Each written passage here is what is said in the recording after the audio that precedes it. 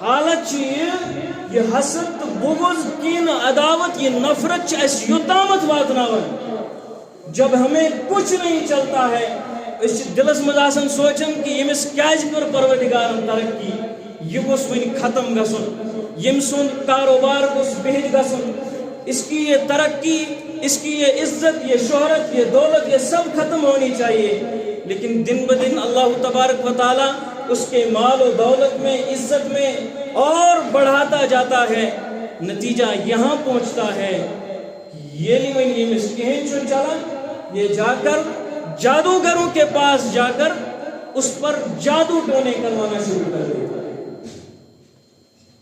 یہ ہمارا معاشرہ ہے. اب ہم خود کو کیا مسلمان ہونے کا دعویٰ کریں؟ پچھوئی مسجد مزتی مسجد میں آسن زیچ نماز پڑھا لیکن گھر کی حالت پتہ ہی نہیں، اپنے گھر کے حالات اور معاملات سے بالکل بے خبر، یہ اندھا اور بہرا ہو جاتا ہے. پھر اس کو پتہ نہیں ہوتا ہے کہ میں کر کیا رہا ہوں، کیونکہ جب یہ گناہوں کا اندھیرا اس کی آنکھوں پہ چڑھ جاتا ہے اس کو حق اور باطل سمجھ نہیں آتا ہے. یہ جادوگروں کے پاس جا کر جادو کرواتا ہے. سانی ماج بین گسن ہمسائن کر ترقی من چلاؤ کہیں اب اس کو جادو کروانا شروع کر دیتے ہیں. فرمو رسول کائنات صلی اللہ علیہ وسلم حضور علیہ السلام فرمو جو ایک بار کوئی کسی جادوگر کے پاس کسی کو جادو کروانے کے لیے جاتا ہے، رسول کائنات علیہ السلام فرمو اس کی 40 دن کی کوئی بھی عبادت اللہ کی بارگاہ میں قبول نہیں ہوتی. اور فرمو جو جادو کروانے کے لیے کسی پر جادو کروانے کے لیے جاتا ہے، حضور علیہ السلام فرماون لیس منا، وہ ہماری امت میں سے ہی نہیں ہے. فرمو اگر اب یہ اسی حالت میں مر جائے گا، اگر یہ اتھی حالت مود اب اگر اسی حالت میں یہ اس دنیا سے چلا گیا، فرمو ممکن یہ ہے کہ وہ ایمان پر نہیں مرے گا، اس کو کفر پر موت آئے گا. اتنا بڑا جرم ہے کسی پر جادو کروانا، اتنا بڑا جرم ہے. لیکن یہاں تک پہنچنے کا ذریعہ کیا ہے؟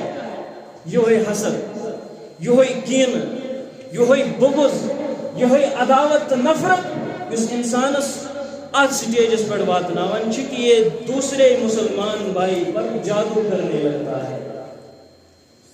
جب کسی کی ترقی دیکھ کر ہمیں برداشت نہیں ہوتا ہے تو پھر جادو کرواتے ہیں.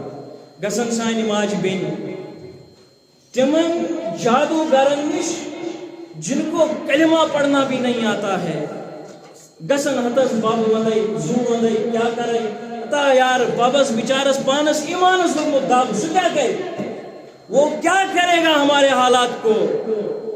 لہذا اپنے ایمان پر غور کرنے کی ضرورت ہے، اپنے دلوں کو حسد بغض اور نفرت سے پاک کرو، اس کے بعد اللہ تبارک و تعالیٰ کی بارگاہ میں آ جاؤ. کیونکہ جب تک یہ حسد یہ بغض یہ کینہ یہ عداوت اور یہ نفرت ہمارے دل میں تب تک ہمارا کوئی بھی عمل اللہ رب العزت کی بارگاہ میں قابل قبول نہیں ہے. کیا حضور پانے فرماوا الحسد یاکل الحسنات کما تاکل النار الحطب. یہ حسد چھو انسان سزن نیکین انسان سندن رتن اعمالن یتھے پٲٹھۍ کھیوان جس طرح آگ سوکھی لکڑی کو کھا جاتی ہے.